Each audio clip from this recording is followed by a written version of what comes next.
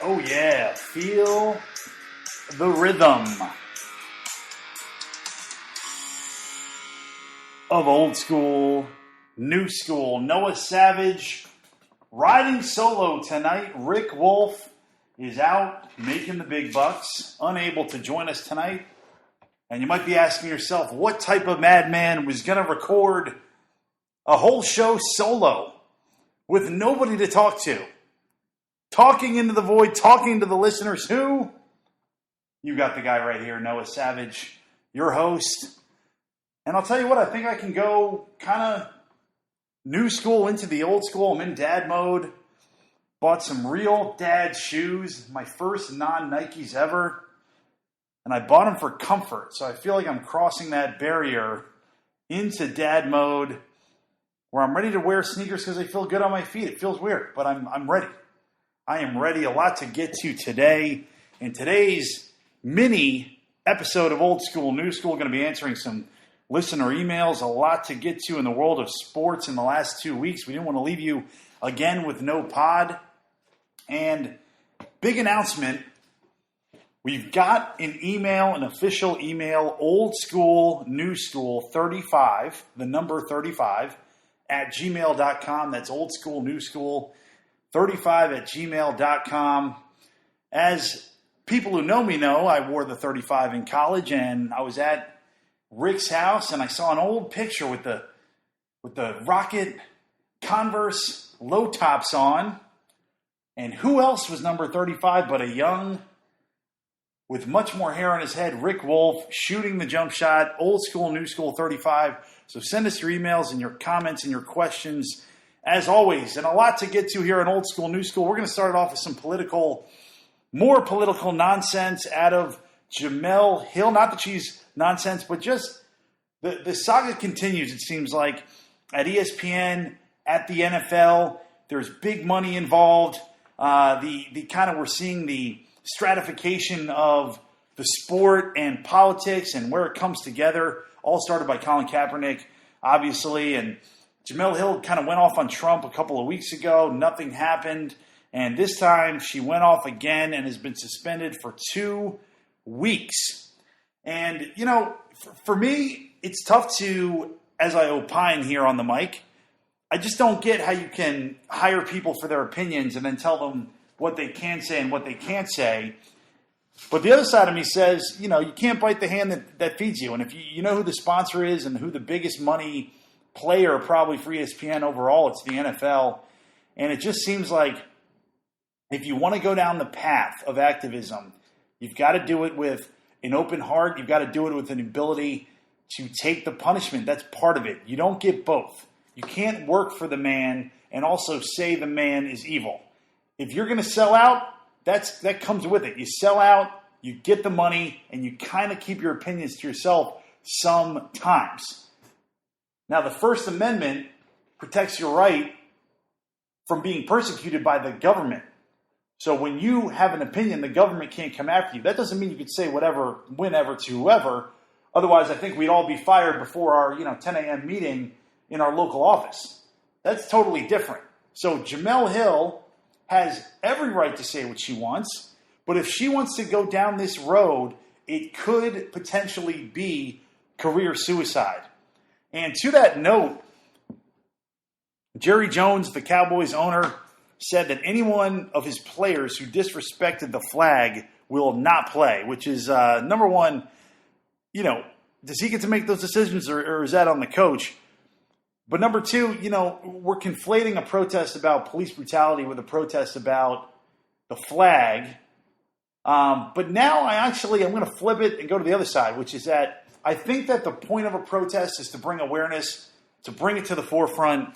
And at this point, I feel like everybody is talking about this. So now I want to see some action besides taking a knee and then maybe come together and say, okay, well, the Kaepernicks of the world and the other activists in the NFL, we've seen some progress, and now we are willing to stand for the anthem because we've met with governors and heads of police organizations, and we've had meetings in local neighborhoods, bringing police together. I think that it's ready for the next step rather than just taking a knee.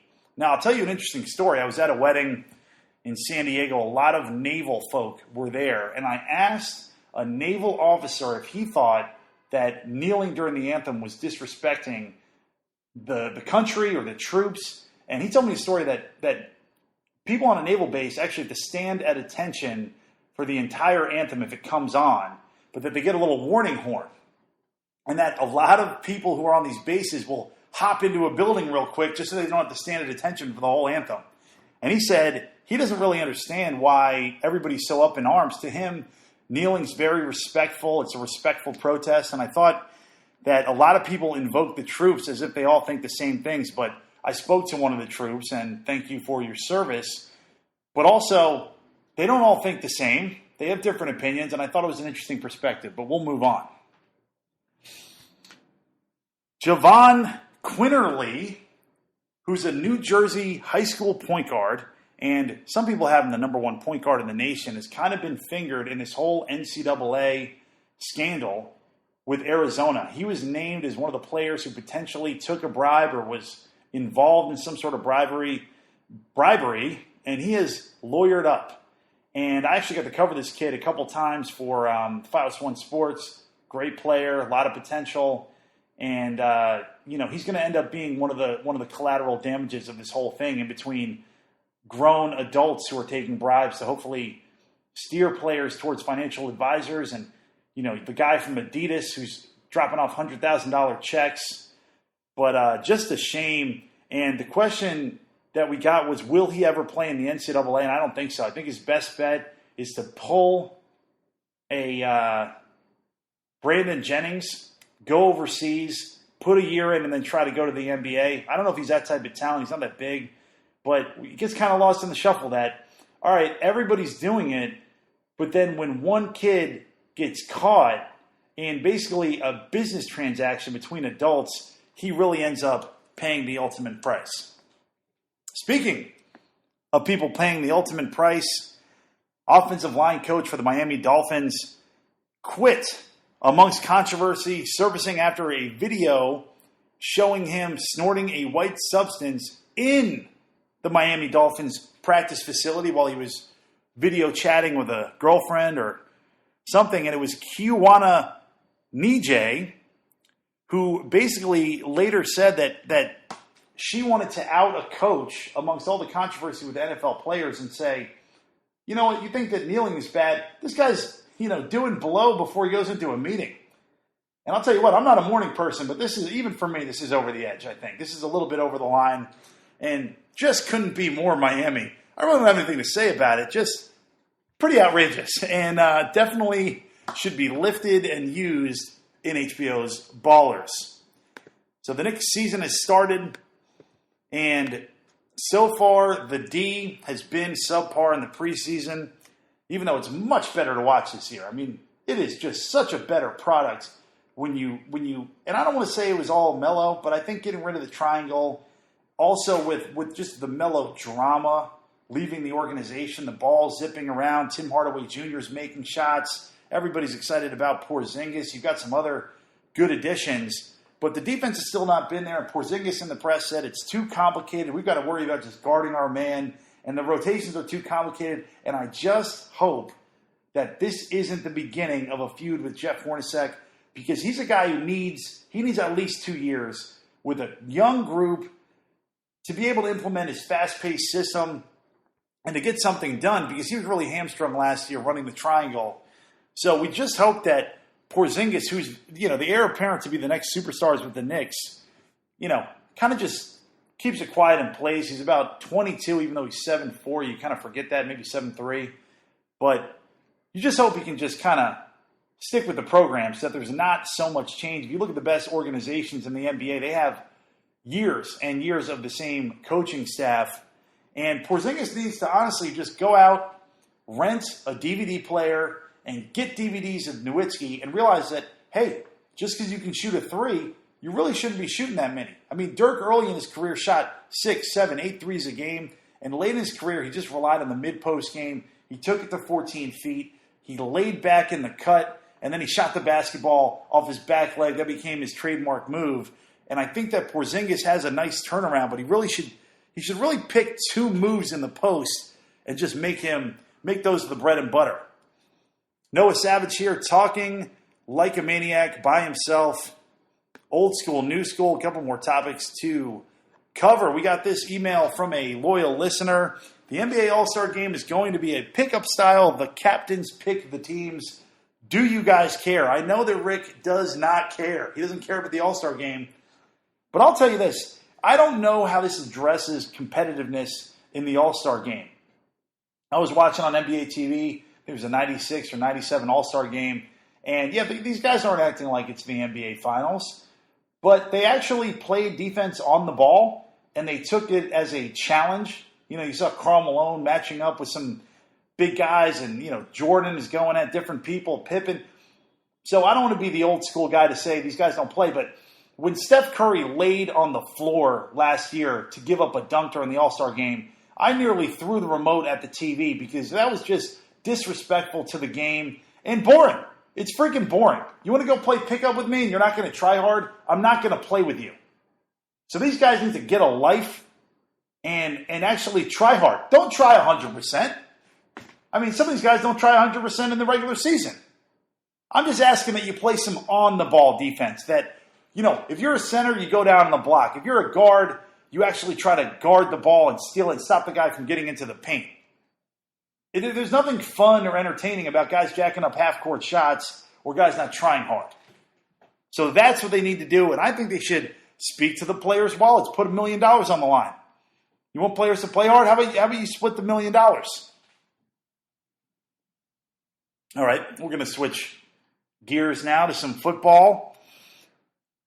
The New York City football scene has kind of been the inverse of what we thought would happen. The Jets doing pretty well, 3-2, helping out the old Pick'em League pretty well. And the Giants not only losing, but losing players. Dwayne Harris with a fractured foot. Odell Beckham Jr. broke his ankle. And Brandon Marshall will have tests Monday on his sprained ankle. Sterling Shepard day-to-day with a sprained ankle. And T.O. and Ocho Cinco have reached out to the Giants according to multiple reports. And I say give them a chance. What's the worst that happens? If you're trying to tank, fine. It'll be exciting. But I bet these guys can still play. You bring them in for a season. What's the worst that could happen? You get a high draft pick, and you're able to get a quarterback for the future. But if you leave Eli Manning on the field, he's going to try to win. So don't expect the Giants to go too far in the tank right now. And historically, they've started as bad as 0-5 and still been able to make the playoffs. All right, finally, we're going to wrap up this show with the disgusting sexist comments from Cam Newton. Really just what a loser. I mean, what a absolute choke job in terms of PR. And the worst part about it, I think, if you didn't hear the story, he basically laughed at a woman reporter and said, "Oh, it's funny to hear a woman talk about routes." Then he had a chance to apologize to her in person, and he didn't. And then he waited a day. Then Dannon dropped his ass like a bad habit, like they should have. And then he apologized. Very fake, very phony, very full of it. And, you know, I don't get, nobody gets broier than I do, okay? Nobody.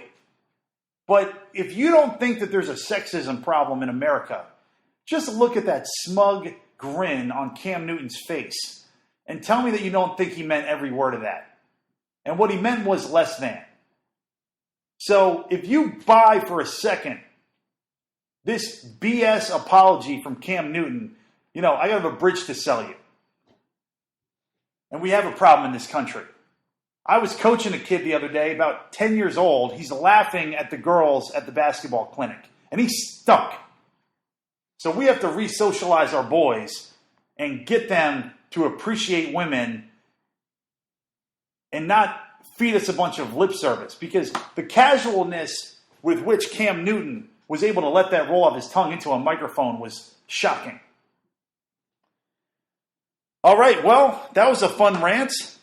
And next week we're going to have Rick back. He'll probably fire me because I did this solo. But keep on listening. If you like the podcast, share it with a friend. Tell somebody about it.